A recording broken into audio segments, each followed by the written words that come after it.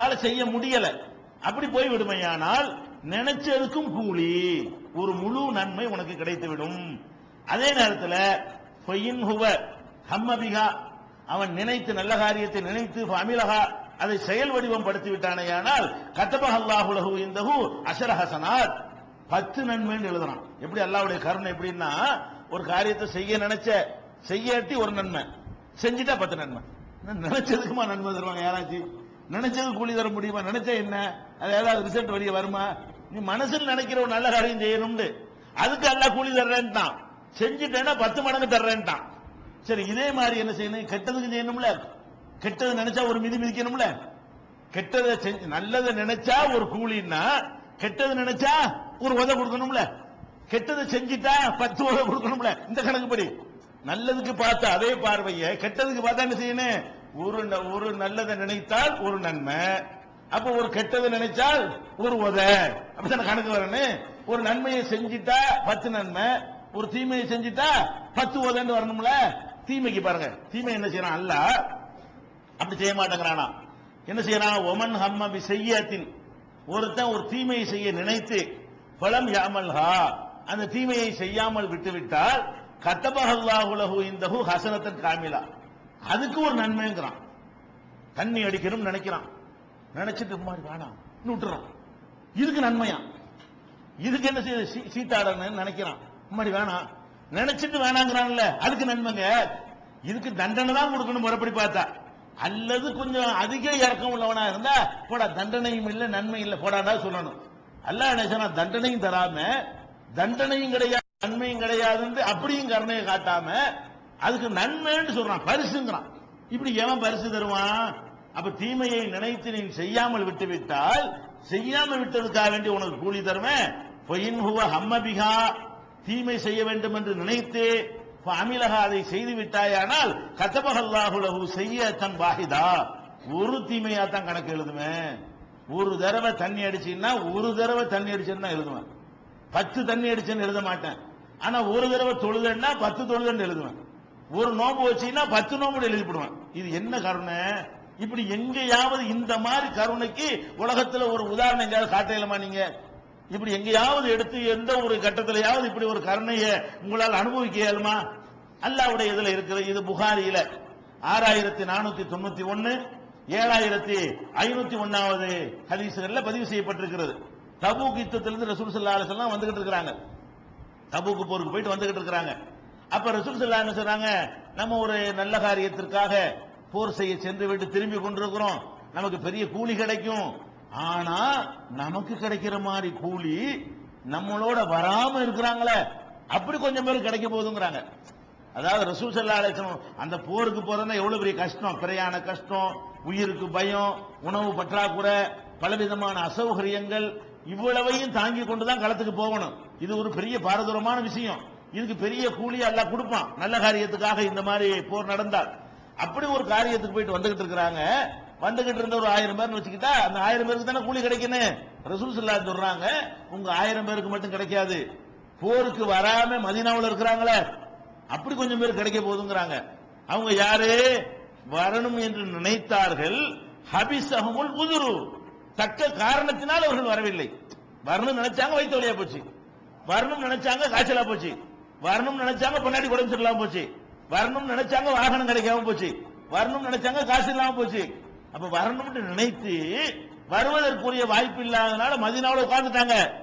அவங்க உட்கார்ந்தது மதீனாவுல இருக்கலாம், அல்லாஹ்வுடைய கணக்குல அவங்களோட நம்மளோட போர்ல இறங்கி இருக்கிறாங்க, அவங்களும் நம்மளோட தியாகம் பண்ணி இருக்கிறாங்க அப்படின்னு சொல்லி அல்லாஹ் ரசூல் ஸல்லல்லாஹு அலைஹி வஸல்லம் சொன்னதாக புகாரியில 2839வது ஹதீஸ்லயும் 4423வது ஹதீஸ்லயும் பார்க்கிறோம். அப்ப இறைவனை பத்தி இப்படி நீங்கள் மனசுல பதிய வச்சுக்கிட்டே வரணும். அல்லாஹ்டா கருணையாளன், இரக்கம் உள்ளவன், ரொம்ப அல்லாஹ் நெருக்கமானவன், வேற எந்த மகானும் பெரியாரை விட அல்லாஹ் நமக்கு நெருக்கமானவன், அவுலியாக்களை விட, மகான்களை விட, ஷேகுமார்களை விட அவர்களை அணுகுனா கிட்ட நினைச்சு தானே போறீங்க. அஜத்துமார்கள் நம்ம கிட்ட இருக்கிறாங்க, மூலானாக்கள் நம்ம கிட்ட இருக்கிறாங்க, அவுலியாக்கள் நம்ம கிட்ட இருக்கிறாங்க, நபிமார்கள் நம்ம கிட்ட இருக்காங்க நினைக்கிறீங்க? இல்ல, கிடையவே கிடையாது. அவங்களெல்லாம் விட கிட்ட அல்லாஹ் தான் இருக்கிறான். அவங்களெல்லாம் விட உங்களுக்கு கிட்ட யார் இருக்கான்? அல்லாஹ் அதை விட கிட்ட இருக்கிறான். கிட்டன்னா இடத்தால் கிட்ட இல்ல, அன்பால், கருணையால், கொடுப்பதால், மன்னிப்பதால் எல்லாத்திலையும் கிட்ட இருக்கிறான். பரிசுகளை அள்ளி அள்ளி வழங்குவதால், உங்களுடைய தவறுகளை அலட்சியப்படுத்துவதால் அனைத்திலும் அவன் கிட்ட இருக்கிறான். இப்படி ஒரு சமுதாயத்தை தான் அல்லாஹ் உருவாக்க நினைக்கிறான். அப்படி ஒரு சமுதாயத்தை தான் ரசூல் ஸல்லல்லாஹு அலைஹி வஸல்லம் உருவாக்கினார்கள். அதுல இடையில இறைவனை பத்தி இந்த மேட்டர்கள் சரியா சொல்லப்படாததுனால, அல்லாஹ் தூரத்துல நிப்பாட்டினதுனால இங்கேயும் புரோக்கர்கள் நுழைந்து விட்டார்கள். இங்கே இடைத்தரகர்களை நம்பக்கூடிய நிலைமை, முறியுது, தரிக்கா, பையத்து எல்லாம் மௌத்து. இதை ஒழுங்கா புரிஞ்சுக்கிட்டான். அல்லாஹ் கருணையாளன்னு புரிஞ்சுக்கிட்டா நம்ம ஏன் பையத்து வாங்குறோம்? அல்லாஹ் கருணையாளன்னு பண்ணிட்டா நம்ம எதுக்கு வசீலா தேடுறோம்னு சொல்லிட்டு அந்த பெரியார் பொருட்டாள இந்த பெரியார் பொருட்டாளன்னு கேட்கிறோம்? எல்லா குழப்பத்துக்கும் காரணம் என்ன? அவனை தூரமாக்கி விட்டோம், இறைவனுக்கு நமக்கு சம்பந்தம் இல்லைன்னு ஆக்கிட்டோம். அப்படி கிடையாது. இவ்வளவு ஆதாரங்கள் அதுக்கு எதிராக இருக்கிறது. எந்த அளவுக்கு சொன்னா, ரசூல் ஸல்லல்லாஹு அலைஹி சொல்றாங்க, இது பலதரம் உங்களுக்கு சொல்லப்பட்ட ஹதீஸ் தான். ஒரு மனிதன் தன்னுடைய ஒட்டகத்துல, பாலைவனத்துல அந்த காலத்துல ஒட்டகத்துல போவாங்க, பாலைவனத்துல பிரயாணம் பண்ணி போறான். ஒட்டகத்துல அவனுக்கு தேவையான சாமான்லாம் வச்சிருப்பான். ஹோட்டல் கிடையாது, அந்த காலத்துல ரூபா வச்சுட்டு போனா பொழைக்க முடியாது. தேவையான உணவையும் எடுத்துக்கிட்டு தான் போகணும். நம்ம இந்த காலத்துல சோத்தை அள்ளிக்கிட்டு யாரும் பிரயாணம் பண்ண தேவையில்லை, ரொட்டி கட்டிட்டு போக தேவையில்லை, காசு இருந்தா போதும். இப்ப காசு கூட வேண்டிய ஏடிஎம் கார்டு இருந்தா கூட போதும். அங்கங்க போய் என்ன செய்யலாம், காசு எடுத்துக்கலாம். போற இடத்துல ஒண்ணுமே எடுக்காம எம்டியாவே போகலாம், ஒரு கார்டு மட்டும் இருந்தா போதும்.